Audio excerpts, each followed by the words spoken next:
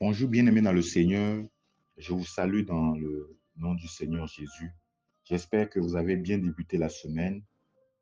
Nous allons aujourd'hui continuer nos moments de méditation et aujourd'hui nous allons méditer sur Apocalypse 5, la suite de notre méditation. Je vais sans plus tarder prier. Seigneur, merci parce que c'est toi, Seigneur, qui nous nourris au quotidien par, Seigneur, la nourriture spirituelle.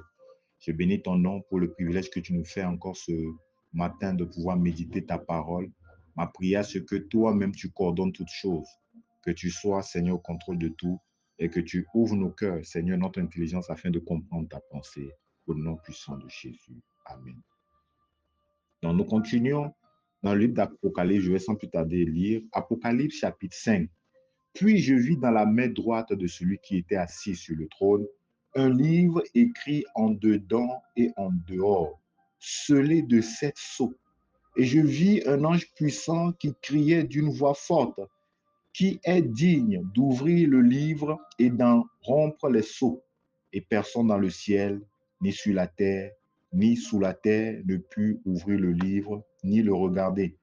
Et je pleurais beaucoup de ce que personne ne fut trouvé digne d'ouvrir le livre, ni de le regarder. Et l'un des vieillards me dit, ne pleure point, voici le lion de la tribu de Juda, le rejeton de David, a vaincu pour ouvrir le livre et ses 7 sceaux. Et je vis au milieu du trône et les 4 êtres vivants et au milieu des vieillards un agneau qui était là, comme immolé. Il avait 7 cornes et 7 yeux, qui sont les 7 esprits de Dieu envoyés par toute la terre. Il vint et il prit le livre de la main droite de celui qui était assis sur le trône. Quand il eut pris le livre, les 4 êtres vivants et les 24 vieillards se prosternaient devant l'agneau, tenant chacun une harpe et des coupes d'or remplies de parfums qui sont les prières des saints.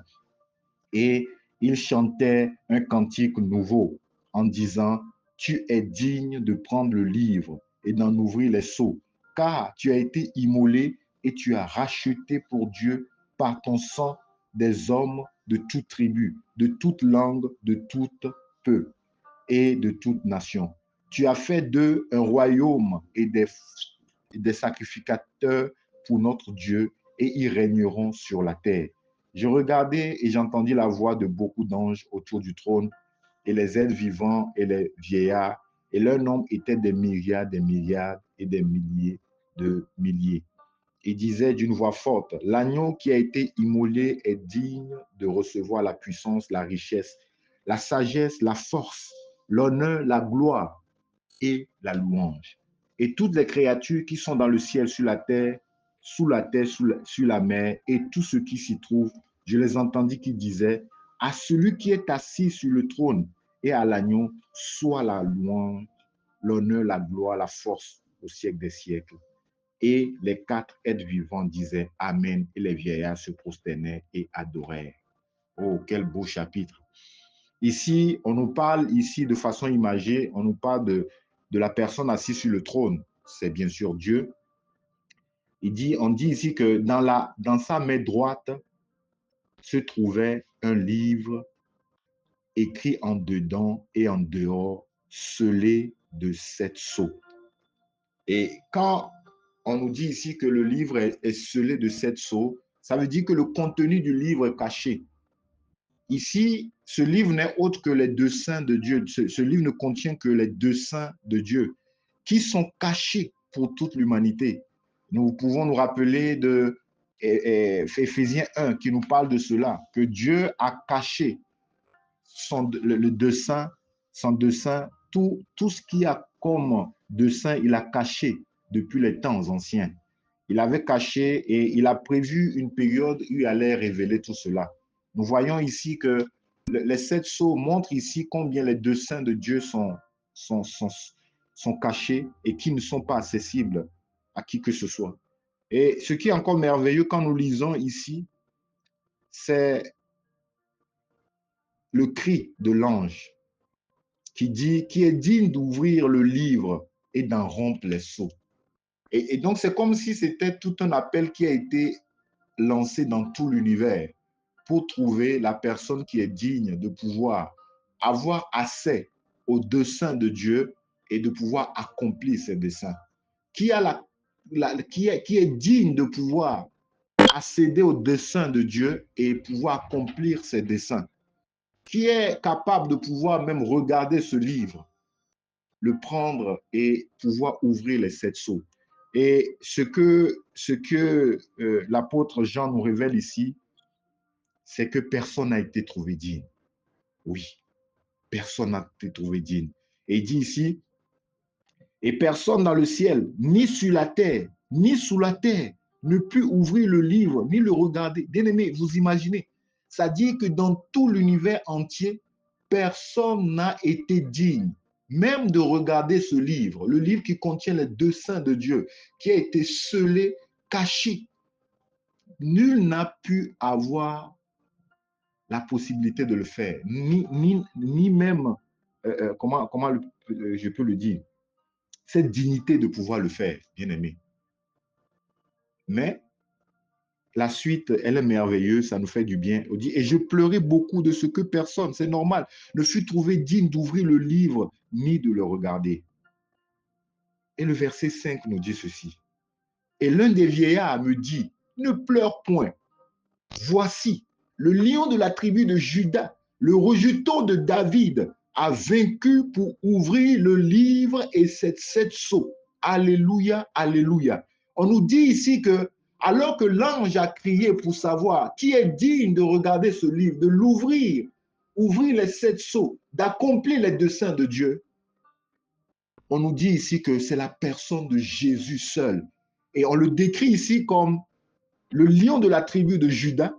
On le désigne également comme le rejeton de David. Oui, celui-là même qui a été rejeté par les siens, c'est lui qui est digne de pouvoir ouvrir ce livre.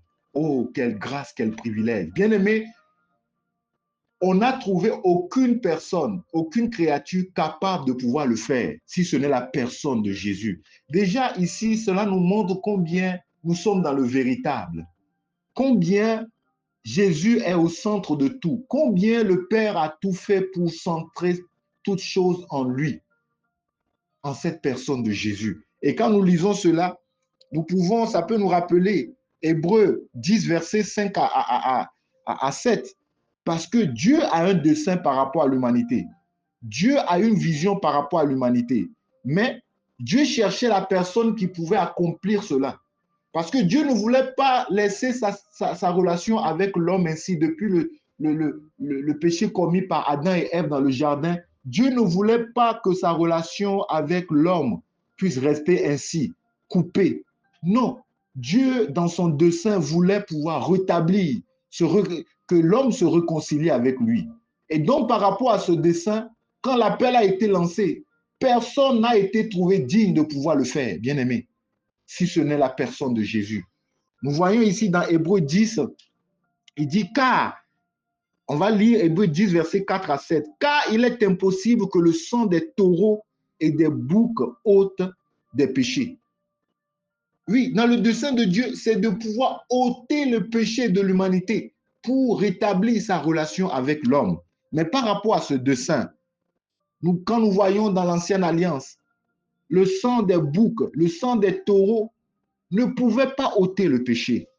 Et donc, le verset 5 nous dit, c'est pourquoi Christ, entrant dans le monde, dit, tu n'as voulu ni sacrifice ni offrande, mais tu m'as formé un corps. Tu n'as agréé ni holocauste, ni sacrifice pour le péché. Alors j'ai dit, voici, je viens.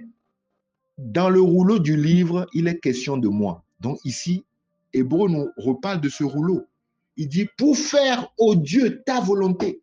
Donc Christ a été déjà le seul digne de pouvoir répondre à cet appel de Dieu. Répondre à cet appel de Dieu pour accomplir ses desseins. Déjà pour prendre connaissance des desseins et de pouvoir accomplir ses desseins. Et Jésus a été le seul qui l'a fait. Il est mort pour nos péchés afin que nous puissions nous réconcilier avec Dieu. Dieu voulait vraiment, dans son dessein, rétablir sa relation avec les hommes. Mais personne n'a été trouvé digne de pouvoir accomplir ce dessein de Dieu, si ce n'est la personne de Jésus. Oh, quel privilège!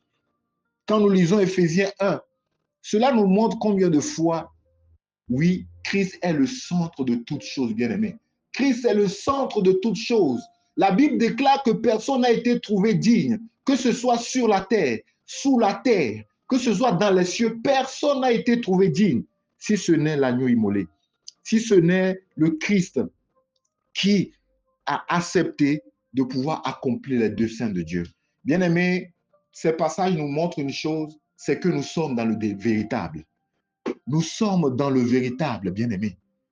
Nous sommes dans le véritable et cela doit être une joie pour nous de savoir que nous sommes dans le véritable. Deuxième des choses, de savoir que nous sommes maintenant co-héritiers de Christ. Bien-aimés, quelle grâce et quel privilège. Nous sommes co-héritiers de la personne, la seule personne qui a été trouvée digne de regarder le livre, de pouvoir enlever les sceaux et de pouvoir accomplir le dessein de Dieu. Bien-aimés, quel privilège. Nous perdons souvent de vue cela. Ma prière, c'est que nous prenons conscience de qui nous sommes, de notre identité. Nous sommes co-héritiers de Christ, celui-là même qui est au centre de toutes choses. Bien-aimé, Jésus est au centre de toutes choses. Bien-aimé, ce verset nous le montre encore. Il a reçu toute l'affection du Père. Il a été placé au centre de toutes choses. Le Père a réuni toutes choses en lui. Et nous voyons encore cela ici. Il a été le seul qui a été digne de faire ce travail. Bien-aimé, comment ne pas le bénir? Comment ne pas le célébrer? Comment ne pas être heureux de la place de privilège que nous avons, bien-aimé? Oh oui, ma prière, c'est que le Seigneur nous aide à avoir le renouvellement de l'intelligence afin de comprendre que nous sommes dans le véritable et que nous avons en nous celui-là qui est au centre de toutes choses, celui-là qui est capable de toutes choses. Que le Seigneur nous aide à réaliser quelle est notre identité en Jésus, afin que nous puissions véritablement encore l'aimer comme il se doit. Bien-aimés, c'est ce que le Seigneur a pour nous ce matin. Et je prie que nous puissions, chacun d'entre nous, encore lire ces passages, nous imprégner de cela pour comprendre vraiment quelle est l'importance de la personne de Jésus et quel privilège nous avons de le connaître et d'être co-héritiers avec lui. Que la grâce et la paix du Seigneur soient votre partage. Au nom de Jésus. Amen.